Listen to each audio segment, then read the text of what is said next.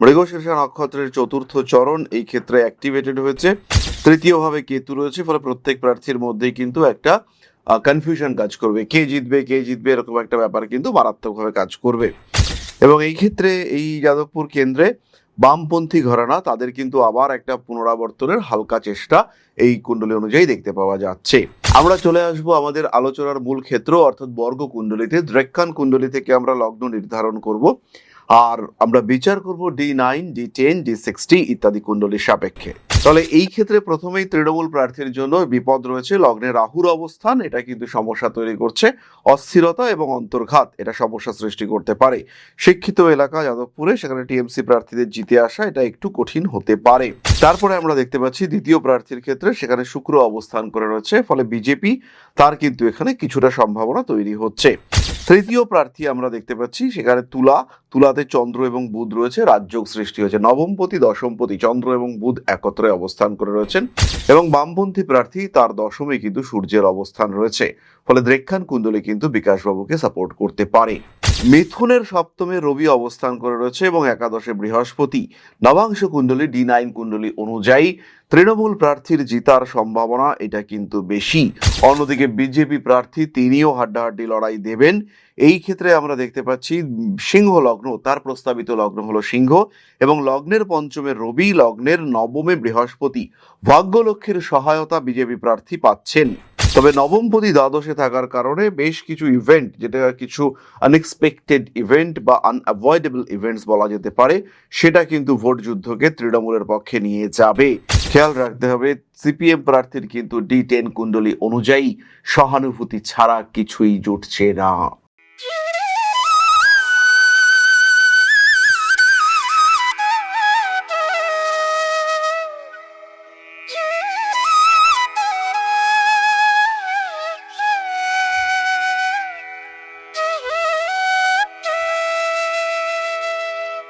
নমস্কার, Rishibani institute of Vedic অ্যাস্ট্রোলজির পক্ষ থেকে স্বাগত জানাই আজকের জ্যোতিষ আলোচনায়। আমি শান্তনু আপনাদের সঙ্গে। আলোচ্য বিষয় বিশুদ্ধ জ্যোতিষ এবং রাজনীতি। আলোচনা করব আমরা ভীষণ সেন্সিটিভ একটি কেন্দ্র নিয়ে, সেটি হলো যাদবপুর কেন্দ্র। এই যাদবপুর কেন্দ্রে তৃণমূলের প্রার্থী দেবব্রত মজুমদার, বিজেপির প্রার্থী তিনি শর্বরী মুখোপাধ্যায়, এবং বামফ্রন্টের প্রার্থী যিনি একসময় মেয়র ছিলেন বিকাশ রঞ্জন ভট্টাচার্য।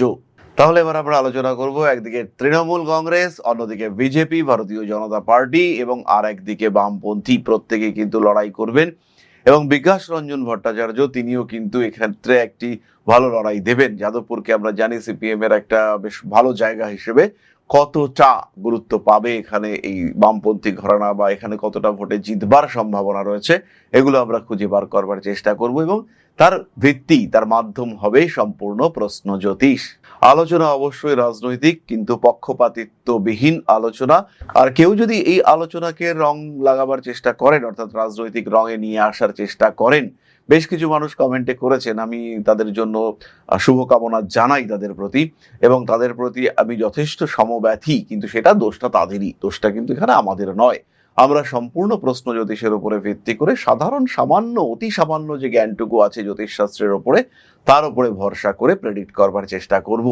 অনেকেই আমাকে অনুরোধ করেছেন এই ধরনের প্রেডিকশন করবার জন্য, এবং করে আসছেনও। রিসেন্টলি একজন 5লা বিধানসভা নিয়ে প্রশ্ন করেছেন, তো সবগুলো তো করা সম্ভব নয়, যে কটা পসিবল আমরা করবার চেষ্টা করব। আপনিও যদি আপনার বিধানসভা সম্পর্কে জানতে চান, সেই ক্ষেত্রে অবশ্যই আমাদের সঙ্গে যোগাযোগ করতে পারেন।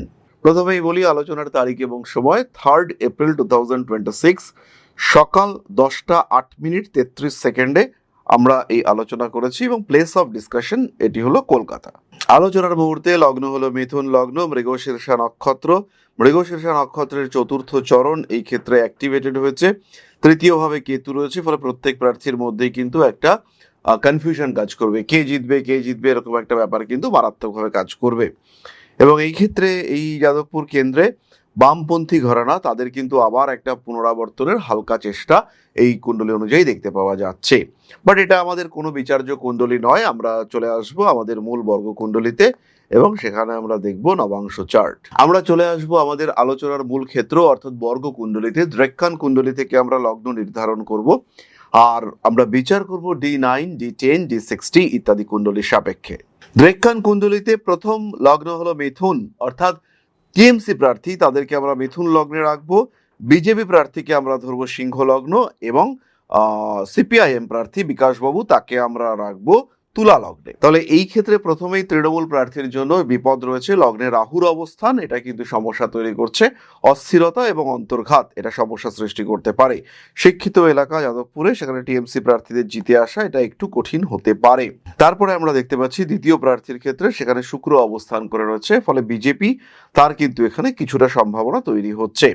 তৃতীয় প্রার্থী আমরা দেখতে পাচ্ছি সেখানে তুলাতে চন্দ্র এবং বুধ রয়েছে, রাজযোগ সৃষ্টি হয়েছে। নবমপতি দশমপতি চন্দ্র এবং বুধ একত্রে অবস্থান করে রয়েছেন, এবং বামপন্থী প্রার্থী তার দশমে কিন্তু সূর্যের অবস্থান রয়েছে, ফলে দ্রেক্ষান কুণ্ডলী কিন্তু বিকাশবাবুকে সাপোর্ট করতে পারে। যাদবপুর বিধানসভা কেন্দ্রে কে জিতবে ভোটে সেটা আইডেন্টিফাই করবার জন্য যখন আমরা নবাংশ কুণ্ডলীতে এলাম, প্রস্তাবিত লগ্ন টিএমসি ক্যান্ডিডেটের ক্ষেত্রে মিথুন, বিজেপি ক্যান্ডিডেটের ক্ষেত্রে এটি সিংহ, এবং সিপিআইএম ক্যান্ডিডেটের ক্ষেত্রে তুলা। মিথুনের সপ্তমে রবি অবস্থান করে রয়েছে এবং একাদশে বৃহস্পতি। নবাংশ কুণ্ডলী D9 কুণ্ডলী অনুযায়ী তৃণমূল প্রার্থীর জিতার সম্ভাবনা এটা কিন্তু বেশি। অন্যদিকে বিজেপি প্রার্থী তিনিও হাড্ডাহাড্ডি লড়াই দেবেন। এই ক্ষেত্রে আমরা দেখতে পাচ্ছি সিংহ লগ্ন, তার প্রস্তাবিত লগ্ন হলো সিংহ, এবং লগ্নের পঞ্চমে রবি, লগ্নের নবমে বৃহস্পতি। ভাগ্যলক্ষ্মীর সহায়তা বিজেপি প্রার্থী পাচ্ছেন। তবে নবমপতি দ্বাদশে থাকার কারণে বেশ কিছু ইভেন্ট, যেটা কিছু আনএক্সপেক্টেড ইভেন্ট বা আনঅ্যাভয়েডেবল ইভেন্টস বলা যেতে পারে, সেটা কিন্তু ভোট যুদ্ধকে তৃণমূলের পক্ষে নিয়ে যাবে। নবাংশ কুণ্ডলী অনুযায়ী বিকাশ রঞ্জন বাবু বামপন্থী ক্যান্ডিডেট, তার কিন্তু দশমপতি সেখানেই অবস্থান করে রয়েছে, তিনিও কিন্তু প্রচুর লড়াই দেবেন। এক্ষেত্রে শারীরিক সমস্যা, শারীরিক অসুস্থতা কিছুটা সমস্যা তৈরি করতে পারে। আর বেশ কিছু পুরনো লোক, তাদের কাছ থেকে বিশ্বাসঘাতকতা সৃষ্টি হতে পারে। আবার বহু পুরনো লোক তারা কিন্তু বামপন্থাকেই ধরে থাকার মানসিকতা রাখবেন। যাদবপুরের ক্ষেত্রে এটা কিন্তু একটা টার্নিং পয়েন্ট হতে পারে। তবে খেয়াল রাখতে হবে প্রত্যেকটি লগ্নই কিন্তু D9 কুণ্ডলী অনুযায়ী বেশ পাওয়ারফুল, এবং এই ক্ষেত্রে সবচেয়ে বেশি পাওয়ারফুল যদি আমরা বলি সেটা কিন্তু তৃণমূল কংগ্রেসের পক্ষেই যাচ্ছে বিষয়টি। যাদবপুর কেন্দ্রে কে জিততে পারেন? তৃণমূল প্রার্থীর ক্ষেত্রে আমরা দেখতে পাচ্ছি মিথুন লগ্নে রাহুর অবস্থান D10 কুণ্ডলীতে, কিন্তু সিংহের ক্ষেত্রে এই ধরনের সমস্যা নেই। D10 কুণ্ডলী অনুযায়ী খুব সহজভাবেই জিতে বেরিয়ে আসবেন বিজেপি প্রার্থী, এবং তৃণমূলকে ভোট দিতে একটা বড় অংশ, একটা অনেক বড় অংশ তারা কিন্তু ঝাঁপিয়ে বিজেপিকে ভোট দেবে। তাই যাদবপুর কেন্দ্রে কিন্তু বিপর্যয় ঘটতে পারে তৃণমূলের ক্ষেত্রে। খেয়াল রাখতে হবে সিপিএম প্রার্থীর কিন্তু D10 কুণ্ডলী অনুযায়ী সহানুভূতি ছাড়া কিছুই জুটছে না। তবে প্রত্যেকটি দলের ক্ষেত্রে আভ্যন্তরীণ অন্তর্দ্বন্দ্ব এটা কিন্তু সমস্যা সৃষ্টি করতে পারে। আরো একটি বিষয় হলো বিজেপি প্রার্থীর ক্ষেত্রে কিছু রং ডিসিশন সমস্যা তৈরি করতে পারে, এবং আপনার জয় তার যে সম্ভাবনা তাকে কিন্তু বিধ্বস্ত করতে পারে। তৃণমূল প্রার্থীর ক্ষেত্রে অষ্টমে দেবগুরু বৃহস্পতি রয়েছেন, তার দৃষ্টি রবির উপর। মক্ষ ত্রিকোণকে রবি, বৃহস্পতি এবং বুধ অ্যাক্টিভ করবার চেষ্টা করেছে। এর ফলে তৃণমূল প্রার্থীর ক্ষেত্রে কিন্তু ধর্ম খুব একটা প্রতিবন্ধকতা হবে না, বরঞ্চ অন্তর্ঘাত, লড়াই, দল পরিবর্তন, এই বিষয়গুলি নিয়ে আপনাকে সচেতন হতে হবে। এরপরে আমরা চলে আসবো মেইন ডিসাইডিং ফ্যাক্টর, অর্থাৎ D60 কুণ্ডলী। D60 কুণ্ডলীতে যদি আমরা চলে আসি, মেইন ডিসাইডিং ফ্যাক্টর এখানে মিথুন লগ্ন সাপেক্ষে বুধ তৃতীয় অবস্থান করে রয়েছে। বৃহস্পতি সে কিন্তু ষষ্ঠ ভাবগত। মিথুন বলি বা সিংহ বলি, অর্থাৎ তৃণমূল হোক বা বিজেপি হোক, D60 কুণ্ডলীতে অ্যাক্টিভ লগ্ন বিজেপি প্রার্থীর ক্ষেত্রে সিংহ লগ্ন, তৃণমূল প্রার্থীর ক্ষেত্রে মিথুন লগ্ন। মিথুন সাপেক্ষে বুধ তৃতীয় অবস্থান করে রয়েছেন, কিন্তু যেখানে রবি দ্বাদশে। অন্যদিকে বিজেপি প্রার্থীর জন্য অ্যাক্টিভ লগ্ন এটি হলো সিংহ লগ্ন, তার দশমে রবি অবস্থান করে রয়েছেন। নবম ভাবে মঙ্গল রাহু, এখানে কিন্তু অ্যাক্টিভ পলিটিক্স দেখতে পাওয়া যাবে এবং কিছুটা ভায়োলেন্স তৈরি হতে পারে। অন্যদিকে তৃণমূল প্রার্থী তার 9th হাউসে শনি এবং ইউরেনাস অবস্থান করে রয়েছেন, তার কিন্তু কিছুটা আইনি জটিলতার মধ্যে পড়ে যাওয়ার সম্ভাবনা এটাও রয়েছে। এখানে স্পিরিচুয়াল অ্যাক্টিভিটিস ভীষণ ভালো সাপোর্ট দিতে পারে। আরেকটি কথা আমি বলবো তৃণমূল প্রার্থীর ক্ষেত্রে, তিনি কিন্তু কিছু বাইরে থেকে এক্সটার্নাল সাপোর্ট এটা পাবেন। এটা ফিনান্সিয়াল দিকে হতে পারে কিংবা প্রার্থীর দিক থেকেও হতে পারে, কোনো না কোনো দিক থেকে একটু বাড়তি সাপোর্ট এটা কিন্তু আপনি প্রাপ্ত হতে পারেন। ফলে D60 কুণ্ডলী কিন্তু স্পষ্টভাবেই দেখাচ্ছে তৃণমূল প্রার্থীর থেকে বিজেপি প্রার্থীর সম্ভাবনা যাদবপুর কেন্দ্রে বেশি। এবং এখানেও আমরা দেখতে পাচ্ছি তুলা অর্থাৎ বিকাশ বাবু সিপিএম প্রার্থী, তার অ্যাক্টিভ লগ্ন সেটি হলো তুলা এবং সেখানে কেতু বসে রয়েছে। আরো একবার বলবো, তার কিন্তু সহানুভূতি ছাড়া বিশেষ কিছু জুটবার নেই। তাহলে এবার আমরা চলে আসবো আরেকটি ডিসাইডিং ফ্যাক্টর, যেটি হলো সর্বাষ্টক বর্গ। সর্বাষ্টক বর্গে আমরা দেখতে পাচ্ছি মিথুনে 29 পয়েন্ট, সিংহ রাশিতে 27 পয়েন্ট এবং তুলা রাশিতে 27 পয়েন্ট। সর্বাষ্টক বর্গ অনুযায়ী বিকাশবাবুও কিন্তু ভালোই লড়াই দিচ্ছেন এবং প্রায় গায়ে গায়ে চলে যাওয়ার একটা টেন্ডেন্সি রয়েছে, তবে আলটিমেটলি কুণ্ডলীগুলো তার জন্য নেগেটিভই ছিল। এবার আমরা ডিসকাস করব কোন দিক থেকে কে কতটা এগিয়ে থাকবেন। প্রথমেই চলে আসি একটু ম্যাচিওরড ভোটার, যাদের বয়স অ্যাকচুয়ালি 45 থেকে 60-এর মধ্যে। সেই সমস্ত মানুষদের পূর্ণ সমর্থন পাচ্ছেন, সেই সমস্ত মানুষরা কিন্তু একটু ভোট দেবেন বিজেপিকে। এখানে বিজেপির পাল্লাই কিন্তু ভারী। এখানে কিছু ভোট বামপন্থীরা পেলেও তৃণমূল কিন্তু এখানে রিক্ত হাতেই ফিরবে। তারপরেই আমরা দেখতে পাচ্ছি বেশ কিছু শিক্ষিত ভোটার রয়েছেন, তাদের মধ্যে কিন্তু তৃণমূলকে ভোট দেওয়ার সম্ভাবনা বেশি দেখতে পাওয়া যাবে। অন্যদিকে বিজেপি বামপন্থী জোট তারা কিন্তু ওই একই 4 পয়েন্ট করে পেয়েছেন। এখানে কিন্তু পুরোপুরি সাকসেস এটাকে বলা যাচ্ছে না। তরুণ প্রজন্মের ভোট এটা ডিস্ট্রিবিউট হতে দেখতে পাওয়া যাবে এবং এটা তৃণমূল কিন্তু সবচেয়ে বেশি পাবে। মিথুন এখানে 4 পয়েন্ট পেয়েছে, বিজেপি 3 পয়েন্ট এবং সিপিএম তারা পেয়েছে 2 পয়েন্ট। ফলে বামপন্থীদের কিন্তু এখানে একটা ঘাটতি থাকছে। ইয়ং ভোটারদের ক্ষেত্রে বামপন্থীরা কিন্তু পিছিয়ে আছেন। সাকসেসফুল পার্সন যারা সরকারি চাকরি করেন বা এমন কোনো সংস্থায় রয়েছেন যেটা সরকারের সঙ্গে সরাসরি সম্পর্কযুক্ত, তাদের ক্ষেত্রে ম্যাক্সিমাম ভোট সেটা কিন্তু বিকাশবাবু পাবেন। অন্যদিকে তৃণমূল কংগ্রেস তারা কিন্তু এই ধরনের মানুষের কাছ থেকে কম ভোট পাবেন। একদম ইয়ং ভোটার বা ফিমেল ভোটার তাদের ক্ষেত্রে প্রত্যেকেই কম বেশি সমান। তবে সিংহ এবং কন্যার থেকে এই ক্ষেত্রে মিথুন কিন্তু অনেকটাই বেশি এগিয়ে। ভারতীয় জনতা পার্টির ক্ষেত্রে কিছু অন্তর্ঘাত তৈরি হতে পারে। আর যে সমস্ত মানুষরা চন্দ্র নির্দেশিত, চন্দ্রের দ্বারা প্রভাবিত মানুষজন যারা রয়েছেন, তাদের ক্ষেত্রে আমরা দেখতে পাচ্ছি তারাও কিন্তু সরাসরি, আর চন্দ্র প্রভাবিত মানুষজন যারা আছেন তাদের ক্ষেত্রে আমরা দেখতে পাচ্ছি মিথুন কিন্তু অনেকটাই কম পয়েন্ট পেয়েছে। অন্যদিকে সিংহ রাশিতে 7 পয়েন্ট পেতে দেখতে পাওয়া গেছে, এটা কিন্তু খুব পজিটিভ। তুলাও কিন্তু এখানে সাপোর্টিভ নয়, তাই অল্প বয়সী মহিলা ভোটার তাদের চরম সাপোর্ট বিজেপি পাবে। এবং এখানে আমি বলবো যে মিথুন আর তুলা মিলিয়ে 6 পয়েন্ট হয়েছে, সেখানে একমাত্র সিংহতেই কিন্তু আমরা 7 পয়েন্ট দেখতে পাচ্ছি। ফলে এখানে বিষয়টি ভীষণ গুরুত্বপূর্ণ। সর্বাষ্টক বর্গ কুণ্ডলী অনুযায়ী বিজেপি প্রার্থীর জেতার সম্ভাবনা বাড়ছে।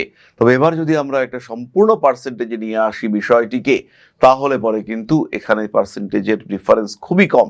আমরা বলবো এই যাদবপুর কেন্দ্রে বিজেপি প্রার্থী তৃণমূল প্রার্থী এরা কম বেশি একই লেভেলে আছেন, কিন্তু তা সত্ত্বেও বিজেপি প্রার্থী তার কিন্তু ভোটে জিতে আসার, বার করে নিয়ে আসার সম্ভাবনা বেশি। এবার আমাদের চলে আসতে হবে প্রতিকার সংক্রান্ত আলোচনায়। তৃণমূল প্রার্থী দেবব্রত মজুমদার জিতবার জন্য তাকে অবশ্যই মা লক্ষ্মীর আরাধনা করতে হবে এবং সেই সঙ্গে সঙ্গে অবশ্যই হবন সহকারে করতে হবে। দক্ষিণাকালীর পুজো আপনি করতে পারেন, এটা আপনার জন্য পজিটিভ হচ্ছে। সঙ্গে রাখতে হবে একটি পঞ্চমুখী হনুমান লকেট। বিজেপি প্রার্থী সর্বরী মুখোপাধ্যায়, তাকেও দক্ষিণাকালীর পুজো করতে হবে এবং সঙ্গে অবশ্যই মা বগলামুখীর পুজো তাকে করতে হবে। তখনই কিন্তু একমাত্র সিচুয়েশন পজিটিভ হতে পারবে এবং মোড় ঘুরবার মতন একটা সংযোগ সৃষ্টি হতে দেখতে পাওয়া যাবে। সময় তো ভালো নয়, তৃণমূল হোক বা বিজেপি হোক বা বামপন্থী রাজনীতি করা মানুষরাই হন না কেন, সময় কিন্তু খুব ভালো নয়। হাড্ডাহাড্ডি লড়াই চলবে।